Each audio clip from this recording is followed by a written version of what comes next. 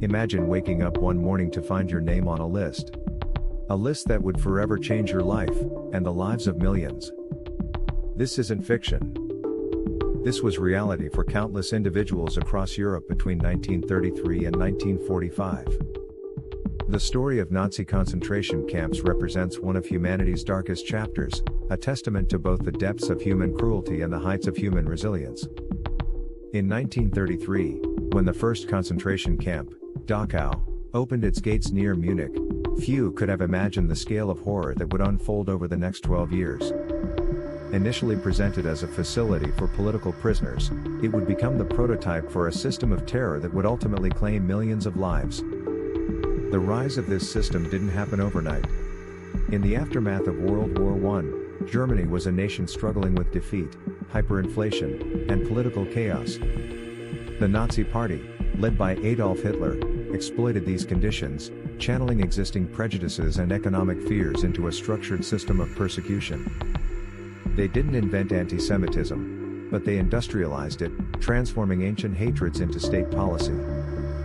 The systematic persecution began gradually. In 1933, when Hitler became Chancellor of Germany, there were approximately 525,000 Jews in Germany, less than 1% of the population. Many were highly integrated into German society.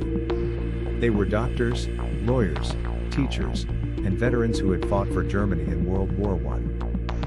They considered themselves Germans first, and many couldn't believe that their nation would turn against them. The process of dehumanization was methodical.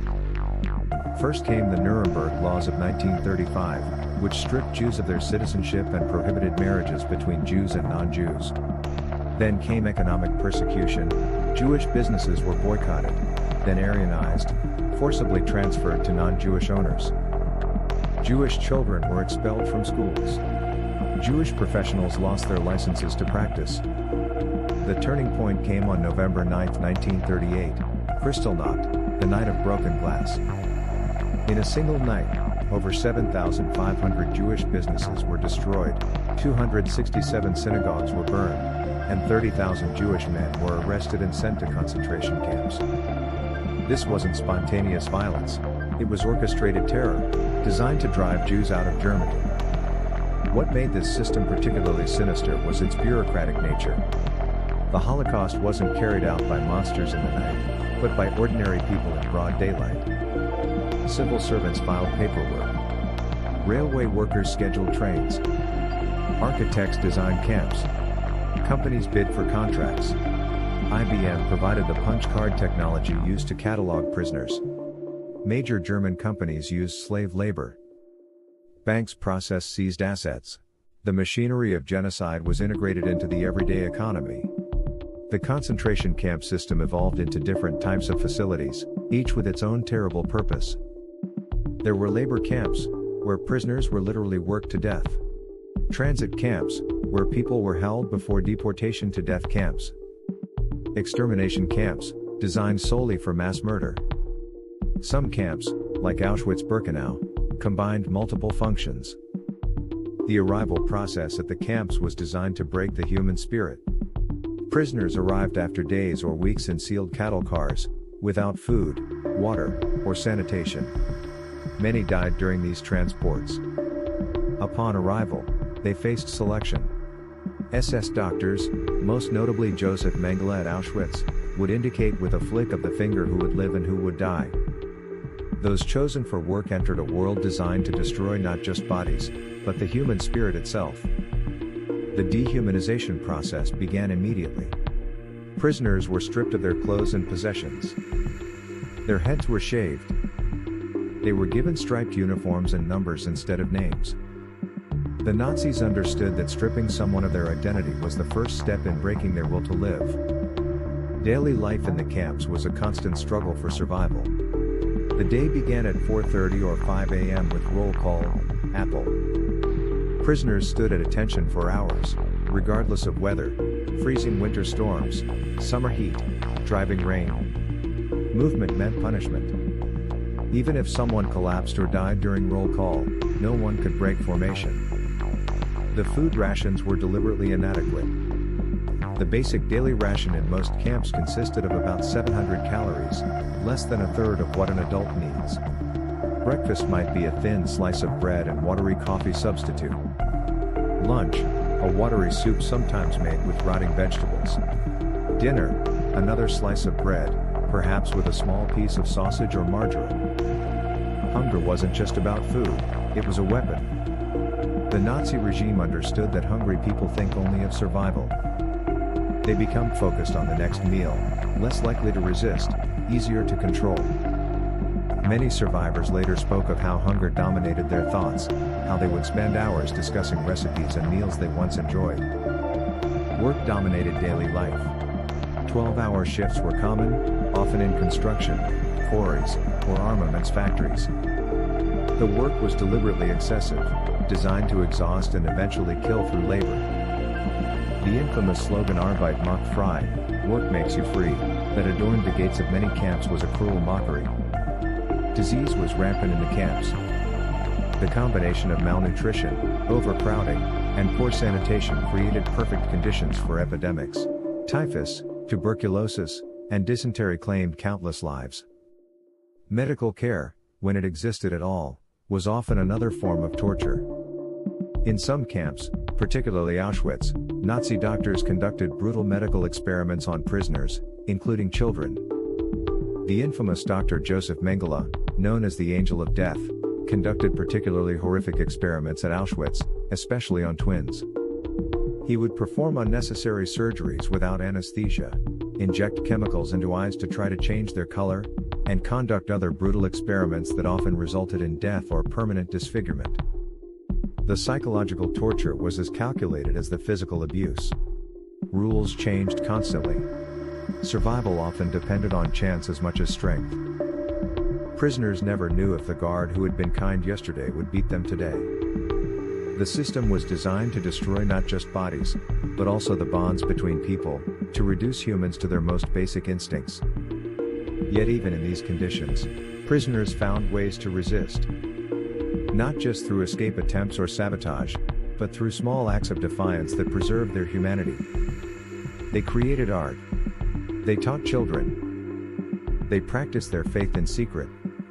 They maintained their dignity in ways large and small. The story of Friedel Dicker Brandeis in Theresienstadt camp illustrates this resistance through culture. An artist and educator, she smuggled art supplies into the camp and taught drawing to children. These art classes weren't just about creativity, they were about helping children process trauma, about giving them a way to express what they couldn't say in words.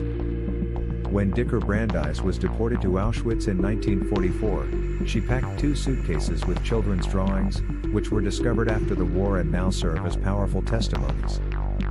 Music also played a role in both survival and resistance. In Auschwitz, members of the camp orchestra were forced to play as prisoners marched to and from work. Yet they used music as a form of resistance, playing pieces with hidden meanings, maintaining their cultural identity even as the regime tried to destroy it. The women's orchestra, led by Alma Rosé, became a symbol of resilience. Being in the orchestra meant better rations and housing, which members used to help other prisoners. In every camp, prisoners developed complex support networks. Those who received packages would share food.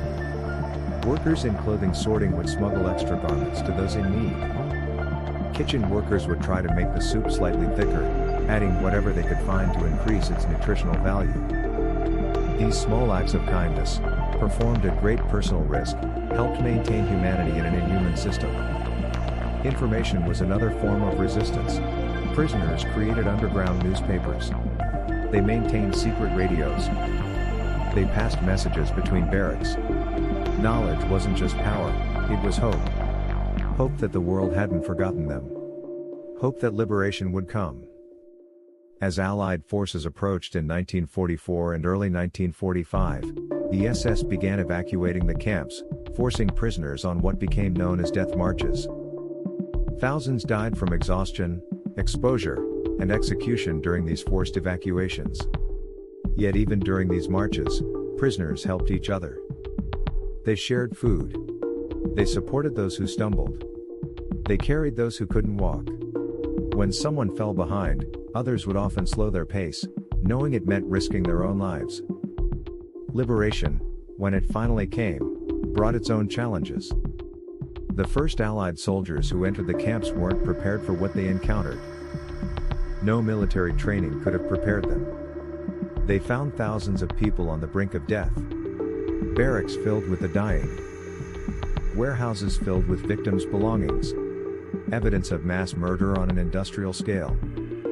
General Dwight D. Eisenhower, upon visiting Ohrdruf concentration camp, ordered that as many soldiers as possible should witness the camps firsthand. "Get it all on record now," he said.